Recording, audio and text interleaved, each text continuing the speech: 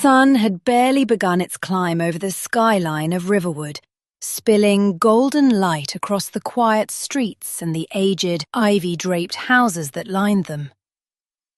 Fiona Reynolds stood at the threshold of her childhood home, her fingers brushing against the familiar, worn brass doorknob.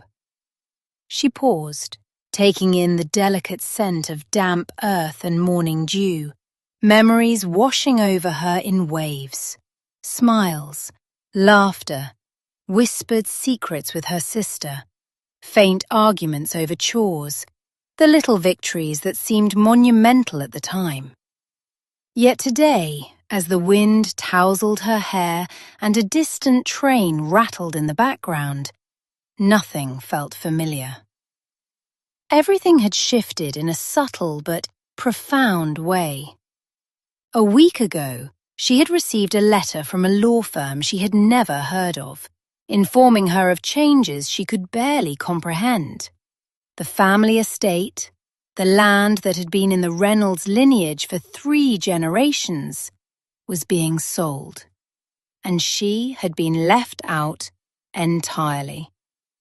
Her mind raced. She thought back to the numerous conversations with her parents, who had always emphasized trust, loyalty, and familial bonds. "We're a family," her father had said countless times, voice rich with gravitas. "No one will take what is yours, Fiona." And now? Now it seemed like every word had been a calculated distraction, a smokescreen masking years of subtle manipulation. Fiona inhaled deeply, the air tinged with the scent of damp leaves and freshly turned soil, grounding her in the present. She glanced down at her hands, slightly trembling, and ran a thumb across the back of her notebook. She had meticulously documented every detail, every conversation that hinted at deceit, the emails between her parents and Garrett, her older brother, the sudden changes in accounts and property titles. The evidence was mounting, yet she felt an unfamiliar twinge of fear. Confronting her family was no longer a question of choice.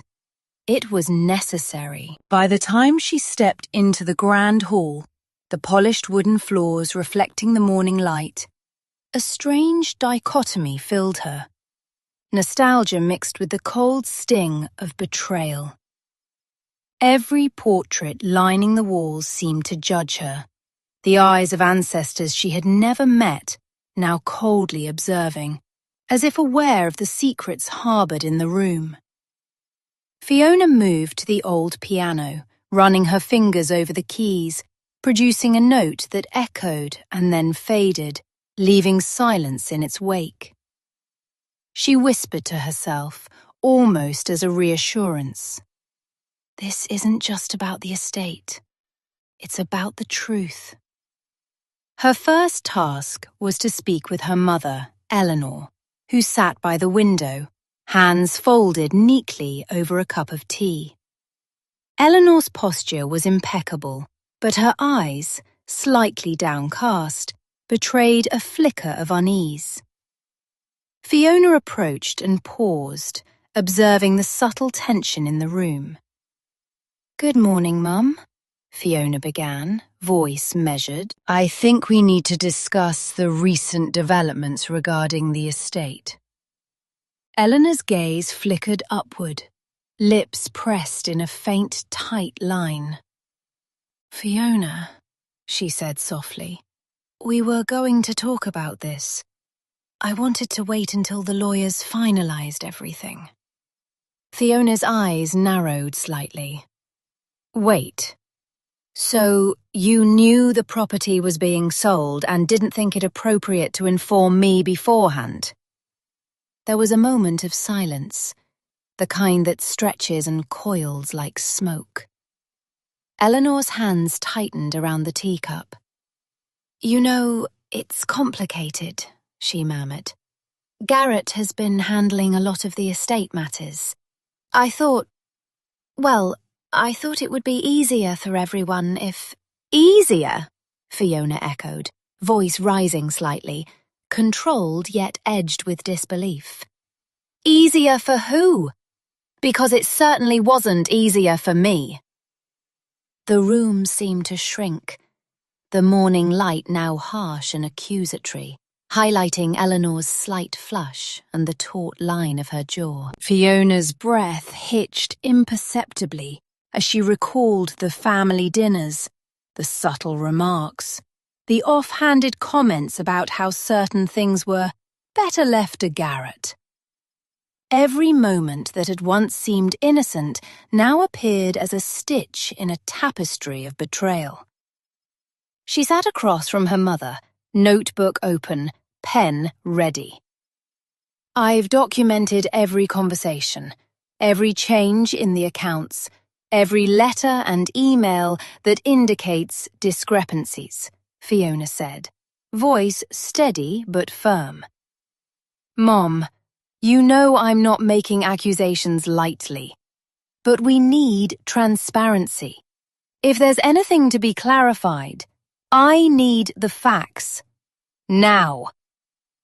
Eleanor's lips quivered, and for a fleeting moment, vulnerability shone through her otherwise composed demeanor. Fiona, you don't understand everything, she said, voice low. There are pressures, expectations, decisions I made to protect the family. Fiona leaned in, intensity radiating. Protect the family, or protect yourself and Garrett at the expense of truth? Because the pattern is clear, and I intend to understand it fully. The tension in the room was electric, but it wasn't just between mother and daughter. Fiona felt the weight of generations, the history of decisions and secrets pressing against her resolve. She knew the path forward required more than emotional confrontation. It demanded strategic clarity. By midday, she moved to confront Garrett. Her brother's office overlooked the same garden where they had played as children, but the atmosphere was starkly different. The sunlight streamed through the windows, glinting off sleek modern furniture that felt alien against the backdrop of their childhood home. Garrett rose as she entered, a forced smile on his face. Fiona, he said, voice calm. I didn't expect you here so early. Morning, Garrett, Fiona replied evenly. We need to talk about the estate and about your recent decisions. Garrett's brow furrowed, his eyes flicking to the papers she held. I don't see why we need to make this a confrontation, he said smoothly. It's not a confrontation, Fiona said, tone crisp. It's a clarification. You've made decisions that directly impact me, and I have every right to understand your reasoning. Their dialogue continued, a careful dance of words, half-truths and implications. Fiona repeated critical points twice to reinforce clarity and force transparency, while Garrett tried to navigate the conversation with politeness that barely masked defensiveness. She noticed his micro-expressions, the subtle tightening of his jaw, the shifting weight on his feet, non-verbal admissions that gave her leverage. As afternoon settled, Fiona's thoughts returned to Clara. She walked through the garden, each step a reminder of the stakes involved. Clara, her daughter, embodied the innocence and trust that had been strained and manipulated by adult choices. Protecting her wasn't just about property or inheritance. It was about restoring agency, teaching boundaries, and modeling strength. Fiona prepared for the family council meeting that evening. The dining room was set with meticulous care, each plate and glass positioned perfectly, a visual representation of order in a world that felt increasingly chaotic. Guests began to arrive: distant relatives, family friends, legal advisors, all unknowingly witnesses to a reckoning long in preparation. The discussion unfolded with a rhythm that mirrored the tension in the room. Fiona maintained control through repetition of facts, measured questions, and strategic pauses. She let silence carry meaning, allowing the weight of truth to permeate. Her family's attempts at persuasion, flattery, and subtle intimidation were neutralized by her composure and preparation. By nightfall, as the meeting drew to a close, Fiona had established clarity, respect, and boundaries. The path ahead remained complex, but she had reclaimed agency. Clara, observing quietly, smiled. A small affirmation that the work, though exhausting, was vital and meaningful. The moon rose over Riverwood, casting silver light across the garden where Fiona and Clara walked hand in hand. It was a moment of calm, of reflection, yet also a reminder of the resilience, strategy, and courage required to navigate family, power, and truth. The following morning, Riverwood stirred under a crisp, pale sunlight. Birds flitted between the old oak trees, their chirps blending with the distant hum of early commuters. Fiona stood by the kitchen window, her mind restless, sipping coffee she barely tasted. Clara had left for school, backpack slung over her small shoulders, waving goodbye with a cheerful grin that didn't quite reach Fiona's anxious eyes. Today's agenda was daunting. Fiona had scheduled a series of meetings with lawyers, financial advisors, and family friends to untangle the web of decisions that had left her sidelined from her inheritance and from control of the family estate. Her father's casual reassurances had long since been replaced by the cold reality of legal documentation. Each line of print in the letters she had amassed felt like a puzzle piece, forming a picture of deceit that was both meticulous and deliberate. Before leaving the house, Fiona reviewed her notes, her pen tracing each entry with deliberate care. Garrett's email to the bank, the forged signatures, Mum's testimony. I need every angle covered. She repeated the critical points aloud, a technique she had learned over years of public speaking and mediation. Repetition ensured clarity and reinforced her memory for high-stakes discussions.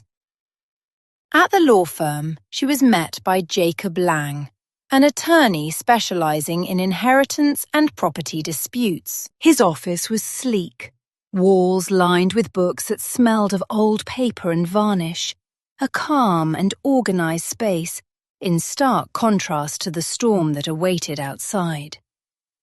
Jacob shook her hand firmly. Fiona, I've reviewed the documents you sent.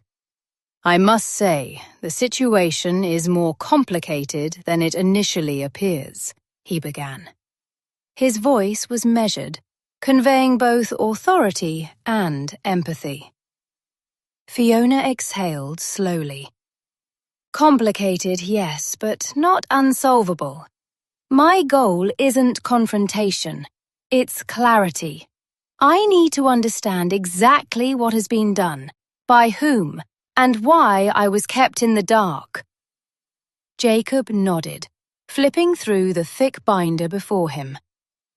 From the documents, it appears that Garrett and Eleanor have taken a series of steps, transfers, title changes, and financial maneuvers, without notifying you. Legally, they've tried to maintain a semblance of propriety, but there are gaps we can leverage. This is where strategy comes into play.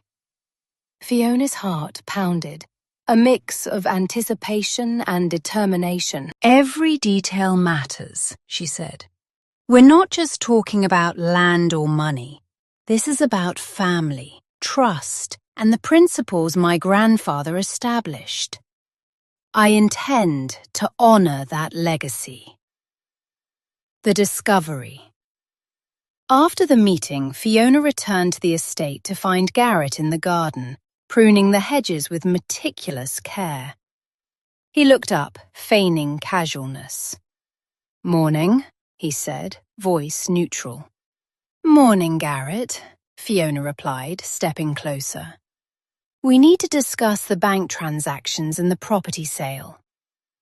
He straightened, brushing leaves off his sleeves. "Again with the paperwork. I've told you, it's all in order. Your grandfather wouldn't have wanted you involved in every minor detail." Fiona shook her head. "Not minor details.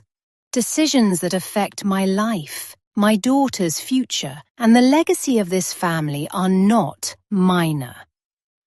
She repeated the last line slowly, emphasizing each word, a subtle but effective tactic to anchor the weight of her statement. Garrett's eyes flickered, a momentary crack in his composure. Fiona noticed. She pressed on. "Jacob has gone through everything. There are inconsistencies, unexplained transfers, and your correspondence with Mum that I need to understand." He sighed, the sound carrying resignation. "Fiona, you've always been precise. Maybe too precise. But this isn't personal." "It is personal," Fiona countered. "It affects my family, my daughter, and whether you recognize it or not, it's about fairness and truth." By noon, Fiona had arranged a discreet meeting with Clara's school counselor, hoping to gather insights on how the family situation might be affecting her daughter. The counselor, Ms. Delaney, welcomed her with warmth, recognizing the delicate nature of the discussion. "Clara has been unusually quiet in class, more withdrawn than usual," Ms. Delaney noted. "She asks fewer questions, doesn't engage in group activities. I wondered if something at home might be influencing her behavior." Fiona's chest tightened. She's aware of the tension with the estate. She saw hints, fragments of conversations she wasn't supposed to. "I've tried to shield her, but children sense more than we give them credit for." Ms. Delaney nodded knowingly. "Yes, and it's crucial to provide stability. Maintaining her routine, clear communication, and reassurance will help mitigate the impact." Fiona repeated these key phrases in her mind, reinforcing the importance of her role as protector. She knew that her next steps would not only resolve the estate conflict, but also stabilize her daughter's emotional world. That evening, the family gathered in the estate's great hall. The lighting was warm but subdued, casting long shadows across the room that seemed to echo the tension lingering in the air. Friends and distant relatives were present, unaware of the underlying conflict. Fiona entered with Clara at her side. Garrett offered a polite nod. Eleanor a faint, tense smile. The room buzzed with polite conversation until Fiona took a deep breath and addressed everyone. "I've called this meeting to clarify decisions regarding the estate," she began. "I will outline what I know and present questions that require honest answers. The goal is transparency, not conflict. But I will not accept evasions." She spoke slowly, deliberately, repeating critical points twice to emphasize their importance and to create subtle psychological pressure. Each statement was measured, designed to maintain control of the narrative while forcing others to respond truthfully. Garrett shifted uneasily. Eleanor's hands fidgeted with the folds of her dress, and the relatives exchanged glances.